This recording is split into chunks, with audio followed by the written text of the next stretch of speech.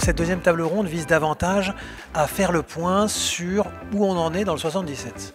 Madame Efferman, j'aurais bien envie de commencer par vous. Bon, d'accord. Vous êtes responsable d'une association qui s'appelle Quand un sourire suffit, qui est une association de parents d'enfants en situation de handicap. Et vous êtes également membre de Autisme sans frontières 77, je ne me trompe pas ? Tout à fait, entre autres. Très bien. Alors, vous, votre analyse sur les évolutions plus ou moins récentes, les directions, les points positifs et l'effort qu'il faudrait apporter. Vous avez entendu les débats sur la première table ronde, donc vous pouvez tout à fait vous inscrire dans la continuité de ce qui a été dit. Juste pour remettre un peu le contexte, moi je vis en Seine-et-Marne depuis mes 17 ans. On ne va pas remonter si loin, dans le sens où ce que je veux dire par là, c'est que j'ai une petite fille de 10 ans qui a une maladie génétique rare, un syndrome de Rett, qui fait qu'elle va être en situation de polyhandicap. Et clairement, la question de son évolution du quotidien, de qu'est-ce qu'on va faire, s'est posée très vite, parce que tout simplement, on s'est retrouvé face immédiatement à un mur. Dans le sens où on s'est retrouvé isolé, on vit à La Ferté-sous-Jouarre, voilà, on s'est retrouvé isolé avec un manque de compréhension de ce qui nous arrive. Et ce qui était sympathique, c'est qu'on n'était pas seul dans ce manque de compréhension de ce qui nous arrive. Ce qui est dommage quand même, en revanche. Parce qu'on s'est retrouvé à faire ce fameux parcours de combattant où en tant que parent, on ne sait plus ce que c'est qu'être parent. Je suis parent d'un enfant en situation de handicap. Ah, mais ça va, c'est mon deuxième, c'est mon troisième. Je sais, j'ai déjà eu l'occasion de faire, sauf que là, ben non, votre enfant il a un handicap, c'est pas pareil. Ah, pourquoi c'est pas pareil? C'est pas le bon médecin. Ah, il faut aller voir un autre médecin. Ah, lequel? Je ne sais pas. Et là, tout de suite, on a l'image de ce film d'animation quand même assez sublissime, qui est Astérix et les 12 travaux. Et donc, clairement, là, on démarre dans un marasme total.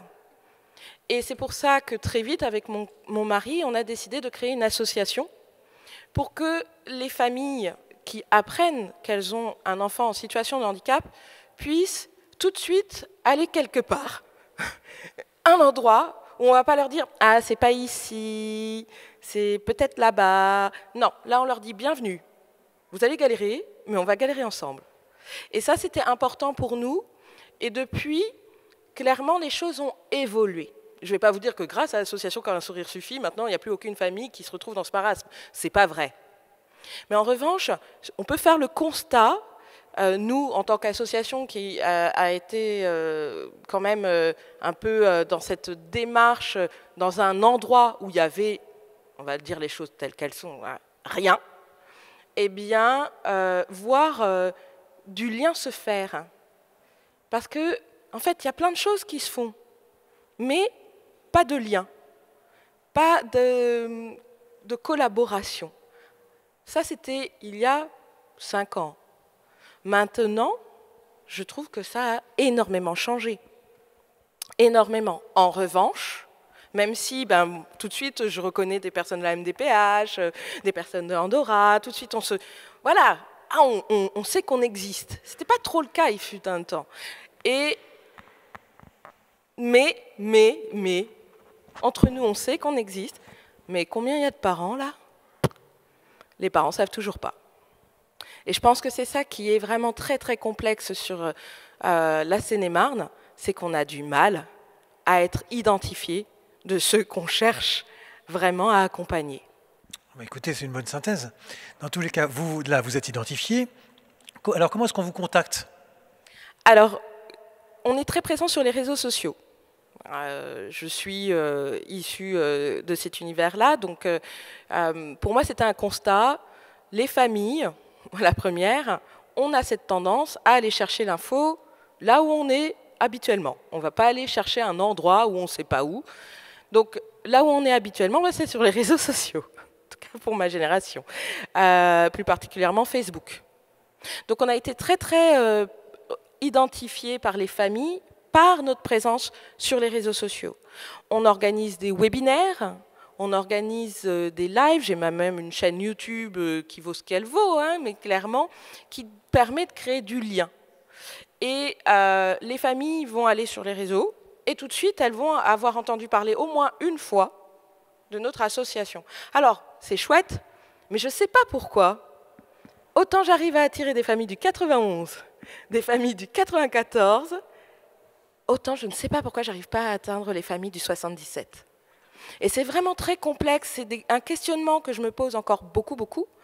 Pourquoi est-ce si compliqué, parce qu'elles y sont sur les réseaux sociaux, hein.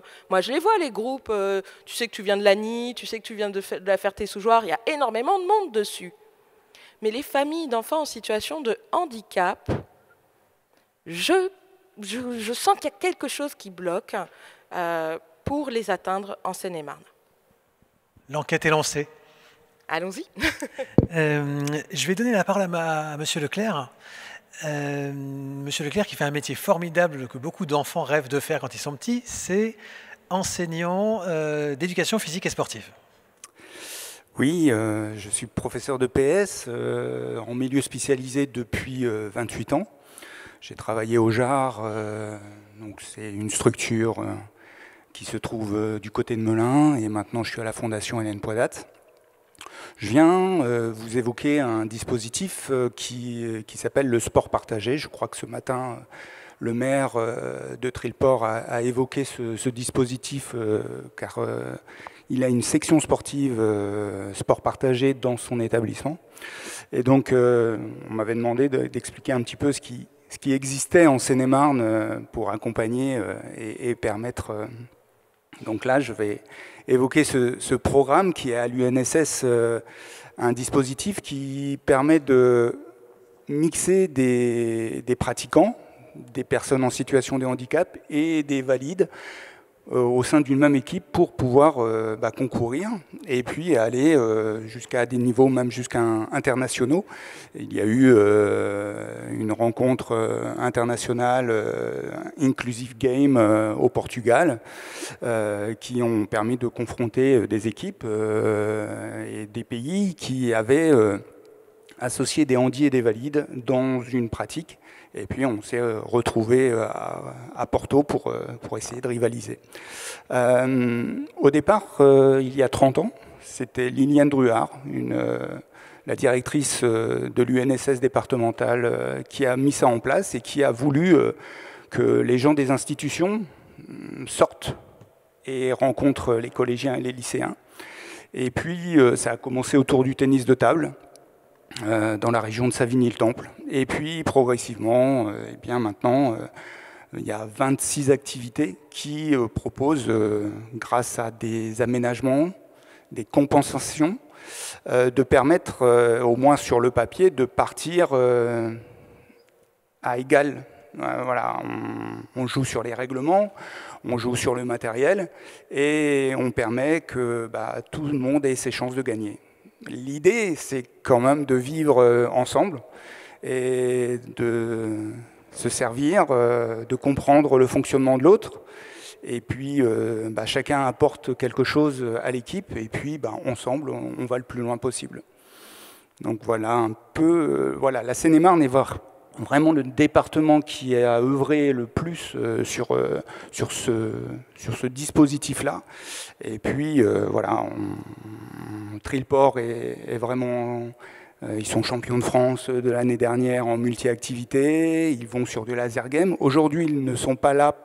Un professeur aurait pu être là, mais ils ne sont pas là. Ils sont à Fontainebleau et ils sont sur le cross, sur le grand parquet. Et donc, une équipe mixte voilà, de sport partagé va essayer de se qualifier pour aller sur les championnats de France, quoi.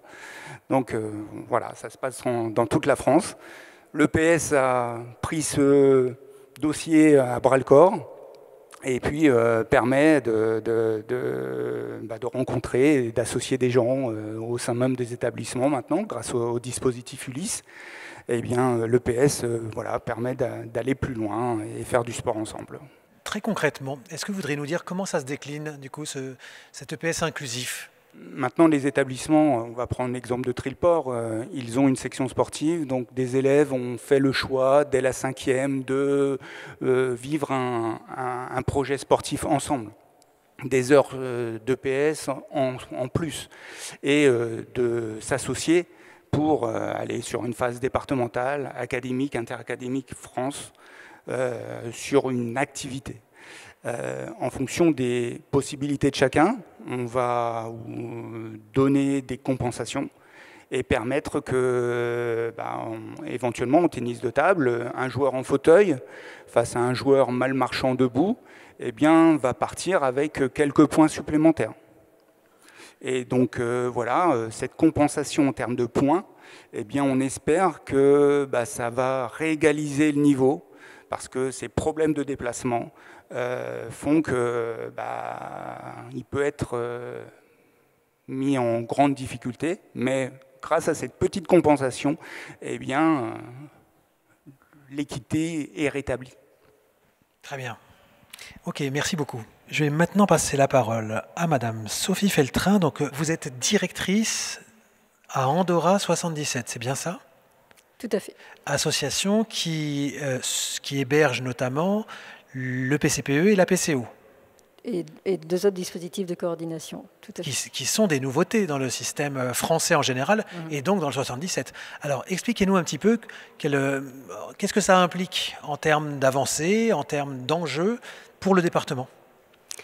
Alors, plusieurs choses. Déjà, le département, alors peut-être, moi je ne suis pas du 77 de naissance, j'ai travaillé dans d'autres départements franciliens, et franchement, le 77, en termes de liens et de travail en réseau, c'est un département, c'est un bijou.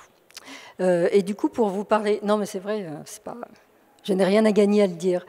Après, la particularité de l'association Andorra, en fait, c'est une histoire qui remonte au début des années 2000 et qui n'est pas tout à fait inintéressante. Et vous allez voir, il y aura un lien avec la suite. C'est une association qui est née de la volonté de professionnels, d'associations de familles et de professionnels libéraux, donc professionnels du sanitaire, du médico-social, mais aussi des libéraux. Toutes ces personnes se sont dit, et c'était facile au début des années 2000, qu'il y avait peu ou pas de solutions pour les personnes avec autisme et leurs familles. Et partant de ce constat, ils ont réfléchi, ils se sont dit qu'eux-mêmes, même s'ils n'avaient pas la solution, avaient des petits morceaux de solution, des petits bouts de solution à proposer aux familles et à agencer de manière à ce que ce soit quelque chose de plus que rien, qui était souvent ce qu'elles avaient à l'époque. Et de là est né ce qu'on appelle la coordination dans le handicap, c'est-à-dire de mettre bout à bout des absences de solutions totales pour que ça fasse une solution de meilleure qualité pour les personnes et leurs familles. Ça, c'était en 2005, et effectivement, comme vous le dites, il n'y a pas grand-chose qui s'est passé, à part la poursuite de l'Aura 77, qui est le dispositif de coordination originel. Pas grand-chose s'est passé jusqu'en 2016, où, à la faveur de plans autisme notamment, on s'est dit que peut-être la coordination dans le domaine du handicap, c'était intéressant, justement pour faire ce lien, pour aller rechercher sur tout le territoire les ressources existantes, les mettre en lien, les mettre au service d'un projet et des besoins des personnes en situation de handicap et de leurs familles. Du coup, c'est alors le PCPE et la PCO, mais avant c'était le DIH. Alors pour ceux qui n'aiment pas les acronymes et qui sont un petit peu dyslexiques comme moi, vous pouvez ne pas écouter. Donc le DIH, c'est le dispositif intégré handicap qui est à l'origine pour les personnes autistes. Après, il y a eu le PCPE et la PCO. Il y a également la communauté 360. Donc Andorra gère maintenant 5 dispositifs qui ne font que de la coordination. C'est-à-dire qu'on n'héberge pas, on n'accueille pas en journée, on n'héberge pas, on fait... Je dis souvent aux équipes qu'on ne fait rien. Du coup, ils me détestent. Mais on fait en sorte que les parents et les personnes trouvent les bons interlocuteurs sur le département. Du coup, pour aller un peu plus précisément sur le PCPE et la PCO, ce sont 2 dispositifs. Donc on n'héberge pas, on n'accueille pas. Dispositifs, PCPE et PCO, c'est des dispositifs qui vont financer auprès de la famille et de la personne des interventions et des bilans éducatifs, paramédicales. Donc il y a ce financement-là et il y a la notion de coordination qui va se rajouter au simple financement et qui va permettre, on parlait d'évaluation tout à l'heure, hein, je me suis bien retrouvée dans ce qui a été dit. En fait, on va évaluer les besoins et les attentes de la famille et de la personne. Et cette évaluation-là, on va la faire de manière, ce qu'on appelle multidimensionnelle, c'est-à-dire qu'on va aller regarder du côté du handicap, les altérations, les besoins de compensation en termes peut-être de rétablissement, mais aussi en termes de compensation de moyens mis à disposition de l'enfant pour avoir plus de compétences et mieux s'en sortir, mais aussi, hein, vous en parliez, des compensations de situations où on se dit que c'est l'environnement qui est peut-être en difficulté. Il y avait des personnes de l'éducation nationale et peut-être vous êtes vous-même enseignant dans la salle, mais le PCPE notamment peut intervenir dans les écoles. On a une convention signée avec le rectorat dans ce sens-là. La PCO également, les intervenants qu'on finance de la PCO peuvent intervenir dans les écoles pour soutenir l'élève et l'enseignant dans la réalisation de sa scolarité. On fait aussi des sensibilisations qui vont venir effectivement essayer de changer l'environnement et le rendre plus accueillant. Donc la coordination, qui est quelque chose d'assez immatériel. Et je vais finir là-dessus, parce que sinon, je peux en parler pendant des heures. La coordination, en fait, il faut imaginer que c'est 4 briques. Du coup, c'est évaluer les besoins et les attentes de la personne dans sa globalité, avec les aspects sociaux, les aspects financiers, les aspects de logement, les aspects de soins, et plein d'autres aspects dont la liste sera un peu longue, de transport. Vous parliez du 77, un des grands freins dans le 77, c'est quand même le transport, hein, où il y a des distances de fou. Alors j'habite Paris, et je suis, je pense, la seule personne parmi les Seine-et-Marnais qui arrive à me déplacer partout en transport en commun. Parce que tout part de Paris, rien ne part de Seine-et-Marne pour aller à un autre point de Seine-et-Marne. C'est absolument magnifique. Mais moi, je suis tranquille. Donc, la coordination, vraiment évaluer l'ensemble des besoins de la personne dans une sorte d'écologie, en fait, en regardant toutes les pétales qui sont autour de la personne. Après, c'est voir et recenser les acteurs qui existent sur la Seine-et-Marne, donc les connaître, les recenser et pouvoir les mobiliser au service des situations qu'on accompagne. Et pour qu'ils aient envie de travailler avec nous, parce que souvent, je ne l'ai pas dit, mais c'est des situations de rupture qui sont accompagnées par Andorra et les différents dispositifs. Du coup, on fait ce qu'on appelle l'animation territoriale, c'est-à-dire qu'on va servir de ressources aussi bien aux familles, aux personnes en situation de handicap qu'aux professionnels du territoire. Et la dernière chose, et c'est peut-être ce qui effectivement est encore à construire sur la Seine-et-Marne, c'est des occasions de travailler ensemble quand on est acteur. Et ces occasions-là, alors on peut le faire sur des thématiques particulières telles que l'accès aux soins, l'école inclusive, qui avait été un groupe de travail qui avait mené à cette convention. Mais travailler ensemble sur comment améliorer les choses et voilà. Est-ce que vous pourriez simplement préciser sur la question des PCO, donc ce qu'on appelle aujourd'hui les plateformes de coordination et d'orientation pour les troubles du neurodéveloppement, qui vont donc intervenir le plus précocement possible sur des enfants potentiellement repérés par leur pédiatre. Alors, comment ça se passe pour une famille? Quel est le parcours par rapport à la PCO? Quel est l'intérêt? Et en quoi est-ce que, par rapport à ces questions de situation de handicap, on peut limiter justement l'impact de la limitation d'activité? Alors, tout à fait. Les PCO, effectivement, c'était en filigrane sur le sujet d'avant. Les PCO s'adressent aux enfants de moins de 7 ans, donc 6 ans révolus, qui présentent une suspicion de TND, donc de troubles du neurodéveloppement. Donc, il y a toute la litanie et la ribambelle des 10.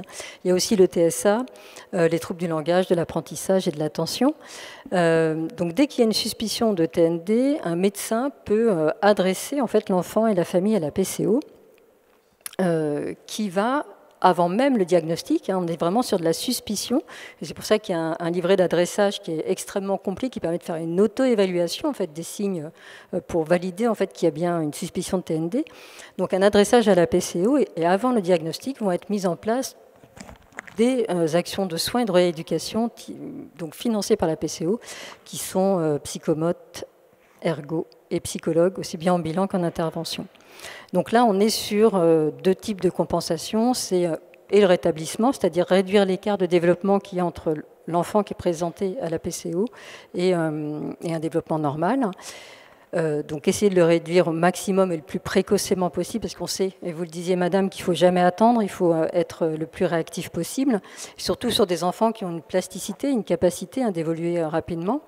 Le rétablissement et après la compensation, donc on en a parlé aussi, c'est trouver les outils qui vont faire en sorte que l'enfant va être plus à l'aise et que ça va lui coûter moins d'énergie, de concentration pour avoir une vie totalement inclusive.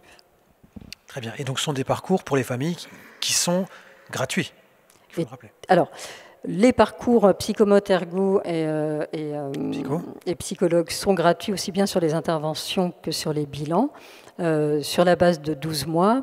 Après, dans le travail de coordination, on va effectivement conseiller des consultations ARL avec la possibilité pour nous, par exemple, de donner des listings de professionnels, pareil pour les orthophonistes, etc. Mais effectivement, c'est gratuit. Et c'est 12 mois. Donc 12 mois, c'est très rapide et il faut, on parlait d'autodétermination, et c'est vrai que la PCO a à cœur à travailler l'autodétermination des parents, puisque c'est des tout petits enfants.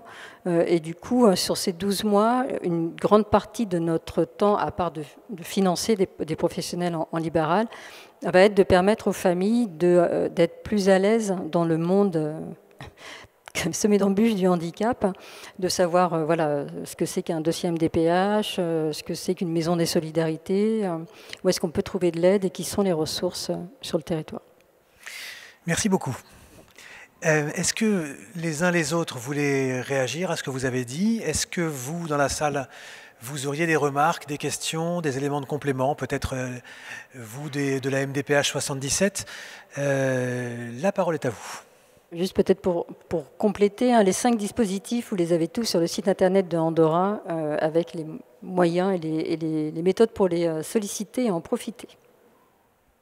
Merci. Bonjour, moi je voulais juste apporter un témoignage parce que je suis trileportaise et mes fils ont profité de la section sportive, enfin ont profité, c'est-à-dire qu'ils étaient volontaires pour faire cette section sportive au collège. Et c'était une super expérience pour eux. Et moi, ce qui m'avait frappé, c'est que quand ils revenaient, enfin, ils m'ont jamais parlé de un tel qui a tel handicap. En fait, c'était vraiment, c'était l'inclusion totale. Enfin, j'ai trouvé que c'était une super expérience pour eux. Bon, après, moi, je suis enseignante spécialisée, donc ils sont peut-être un peu sensibilisés à tout ce qui est handicap, mais en même temps. Ils ont fait des championnats, ils ont gagné ils ont fait des victoires et ils étaient tous super contents sans me dire. Le retour c'était pas, il y avait un tel qui arrivait pas à faire tel truc, mais on l'a aidé. Non, en fait, juste ils étaient un groupe et voilà. Donc c'était mon témoignage parce que je trouve que c'est vraiment une super expérience. Et voilà. Merci beaucoup, Stéphane. Qu'est-ce que vous en pensez? Moi, je m'excuse, j'ai un peu dresser un tableau. Je suis à l'origine du sport partagé, sport intégré auparavant. Donc, il y a 28 ans, je me suis lancé à fond là-dedans.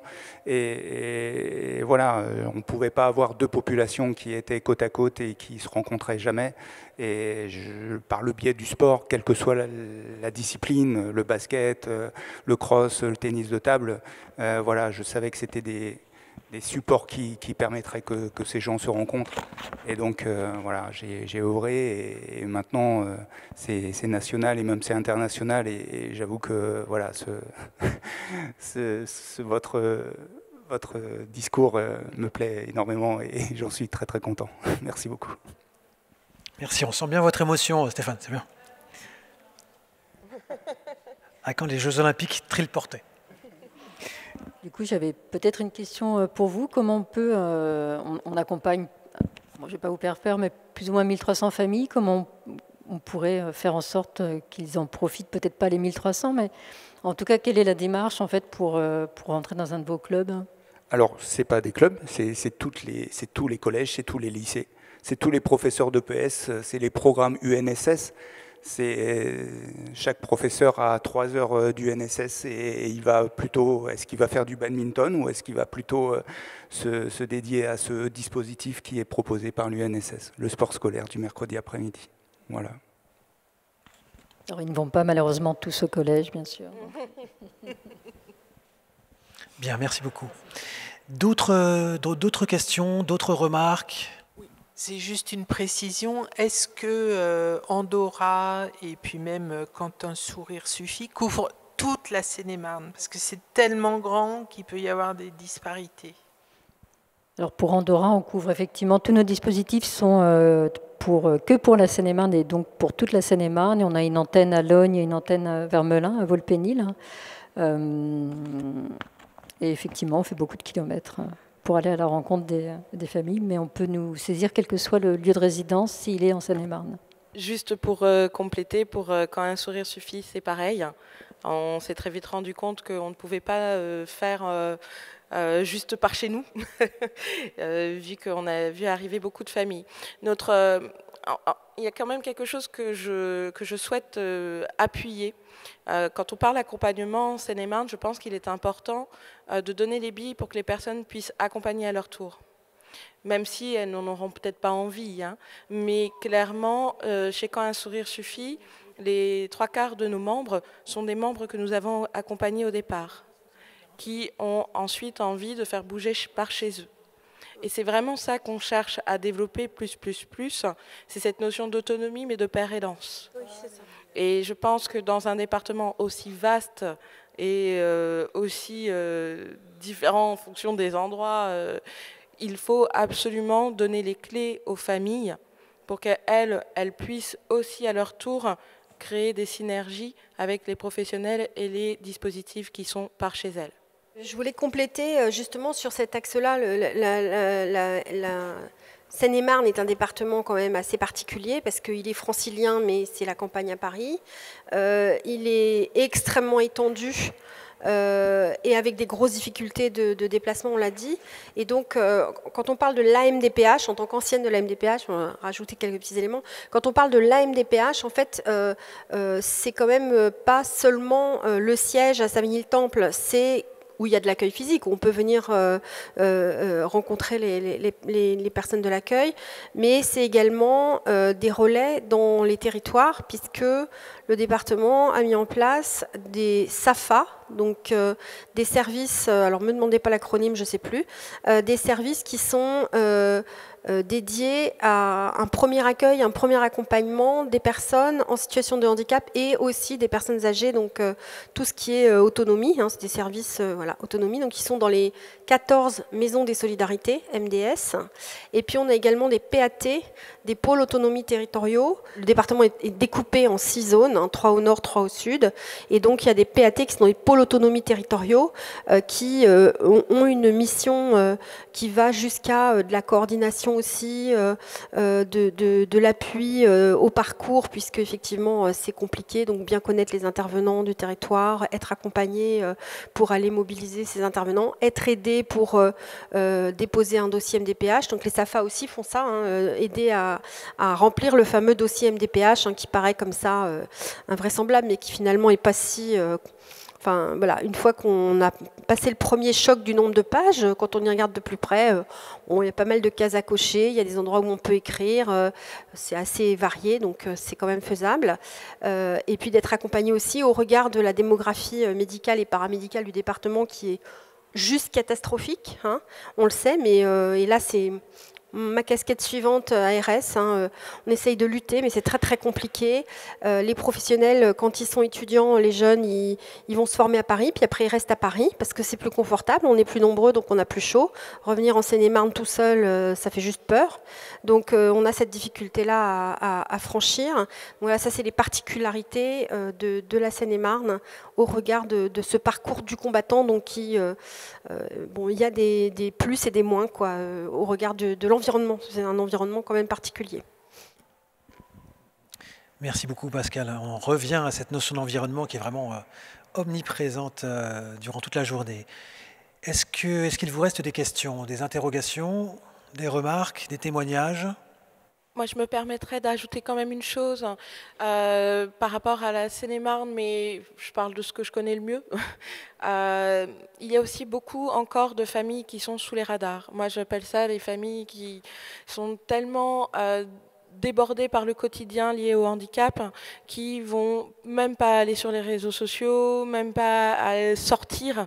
Il nous arrive d'avoir connaissance de familles qui sont sous l'eau, qui emmènent plus leurs enfants à l'école, qui font en sorte de même pas être connus de qui que ce soit, qui font pas de dossier MDPH, qui font rien du tout, parce qu'elles savent que c'est hyper compliqué, ou bien parce qu'elles craignent que ce soit trop dur pour elles, et donc elles vont se cacher, se terrer clairement. Et ça, c'est une réalité aussi qu'il faut avoir en tête, je pense, quand on parle d'accompagnement en Seine-et-Marne. Moi, j'avoue que je rêve d'une chose qui est quasiment impossible, mais j'en rêve, c'est qu'on fasse des équipes mobiles, vraiment, qui vont directement auprès des familles, qu'on arrive à aller leur tendre la main directement, parce que certaines, moi j'ai eu des coups de fil, mais d'une... Voilà, une maman par exemple qui est avec son fils qui est alité, qui a une vingtaine d'années, elle ne peut plus rien faire du tout. Elle était en pleurs, elle m'a fait « mais j'ai entendu parler de vous à l'hôpital ». Et je suis allée chez elle boire un café, juste ça. Elle ne voyait plus personne, à part les gens de l'hôpital. Et donc ça, je pense vraiment que c'est quelque chose à avoir en tête quand on parle d'accompagnement en Seine-et-Marne. C'est que notre département est tellement gigantesque dans tous les sens du terme que certaines personnes peuvent se retrouver terrées dans des coins. Encore un dispositif dont je n'ai pas parlé, donc dans une situation comme celle-là, une situation complexe où personne ne sait par quel bout on prend, l'hôpital pourrait se dire, cette dame, elle est en grande difficulté, moi je ne vais rien pouvoir y faire, hein. Je n'ai pas le temps, je n'ai pas d'assistante sociale, je n'ai pas que ça à faire, il y a les urgences qui sont pleines, les lits qui sont pleins. Mais il y a un dispositif qui s'appelle le DAC, le dispositif d'appui à la coordination, et eux, ils se déplacent, ils vont à domicile. C'est pas non, vous n'êtes pas dans la catégorie machin, donc je viendrai pas. Ah ben non, vous n'êtes pas vieux. Ah ben non, vous n'êtes pas jeune. Ah ben non, vous n'êtes pas autiste. Ah ben non, vous n'êtes pas machin. C'est tout âge, toute pathologie, et ça peut être déclenché par le médecin traitant, par n'importe qui dit non, mais là, dans cette situation, il faudrait que quelqu'un fasse quelque chose. Ben, ça peut être le DAC, qui lui ensuite va ameuter un peu tous les trucs, éventuellement aider à faire un dossier MDPH, éventuellement aider à le prioriser aussi, parce que s'il y a urgence, on peut faire. Voilà, donc c'est des dispositifs comme ça d'appui à la coordination, hein. Il y en a partout maintenant, sur tout le territoire français, et normalement, ils sont censés couvrir l'ensemble du territoire. Alors en Seine-et-Marne, il y a un DAC Nord, un DAC Sud, hein, parce que vu la taille de la Seine-et-Marne, et ils sont très faciles à trouver, un DAC, tapez ça sur l'internet, et le DAC 77, vous le trouvez directement avec un numéro de téléphone, un mail, des gens au bout. Voilà. En fait, juste pour rebondir sur ce que vous dites, moi j'aurais une question. Est-ce qu'il existe un organigramme qui permet, si vous voulez, une lecture parce que là, aujourd'hui, on est là, on entend parler du DAC. Dans 3 jours, on ne sera plus là. Le DAC, on aura oublié. Et est-ce que, par exemple, sur le site de la MDPH, il y a un organigramme qui dit, enfin, qui montre quels sont tous les organismes, toutes les associations et autres auxquelles les familles peuvent s'adresser en cas de besoin. Sur le site de la MDPH, vous allez effectivement avoir toutes les associations déjà qui sont en Seine-et-Marne. Et puis vous allez avoir aussi sur le dossier MDPH, sur la couverture du dossier MDPH, les lieux dans lesquels vous pouvez effectivement aller vous faire aider et accompagner. En ce qui concerne les MDS, les SAFA, certains CESAD. On a aussi, le département conventionne aussi avec les CCAS de certaines villes. Donc vous avez aussi les CCAS de certaines villes qui sont en capacité d'aider les usagers à remplir les dossiers MDPH. J'ai mieux qu'un organigramme, madame. J'ai un numéro vert qui s'appelle le 0800 360 360 qui est accessible gratuitement et qui vous permet de tomber sur un conseil. Donc ça s'appelle la communauté 360, mais le numéro vert, c'est le 0800 360 360, qui est dédié à toutes les personnes en situation de handicap et leurs aidants, et ou leurs aidants. Et c'est Andorra aussi qui porte la réponse à ce numéro. Et notre obligation, qui est un peu la mission impossible des fois, c'est de pouvoir répondre à la question et à l'attente de la personne en situation de handicap ou à son aidant dans la semaine, et de voir avec elle si elle préfère avoir le numéro et continuer la démarche, ou si elle préfère que c'est nous qui prenions la tâche pour ensuite lui faire retour. Voilà, là c'est quand on est complètement perdu, il y a ce numéro vert, le 0800 360 360, qui est gratuit, c'est un numéro national mais qui est déporté sur quelqu'un du 77 si vous appelez du 77. Si vous êtes dans le 91, du coup il y aura la même personne, une autre personne du 91 qui connaît bien le territoire qui répondra. Donc n'hésitez pas à vous servir de ce numéro, vous n'aurez pas un organigramme mais vous aurez une réponse personnalisée à votre question qui est effectivement les personnes qui appellent sur ce numéro, c'est souvent des personnes comme vous et moi qui à un moment donné en situation de handicap ou avec un proche en situation de handicap qui à un moment donné ont un événement dans leur vie qui change et qui fait que tout bascule et que tout d'un coup c'est le noir complet autour d'elles, qu'il n'y a pas de réseau spécifique, il n'y a pas de solution auquel on pense tout de suite, personne n'en sait rien. C'est ce que disait Sandrine Efferman tout à l'heure sur handicap, oulala, c'est compliqué. Et du coup, voilà, ce numéro vert permet d'avoir un début de réponse et d'être guidé sur la réponse possible. Sachant que notre travail, c'est de connaître tout ce qui existe. Donc même si on ne connaît pas encore, on va essayer de le retrouver dans la semaine.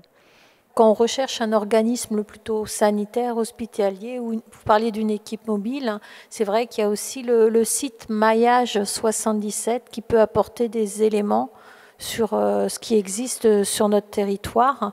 Mais c'est vrai que faire appel à la communauté 360, c'est un premier niveau, un premier accès qui peut guider quand vraiment, justement, on a du mal à s'y retrouver avec tous ces organismes et puis qu'on a du mal aussi à se déplacer.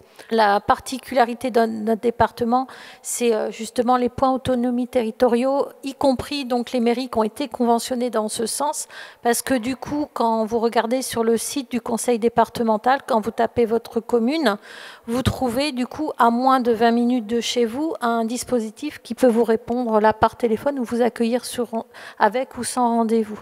Donc voilà, il y a le téléphone, il y a des fois le rendez-vous physique, il y a différentes possibilités, mais ça reste en effet compliqué quand même d'accéder à l'information pour les familles, on est d'accord. Je me présente, Michel Boudon.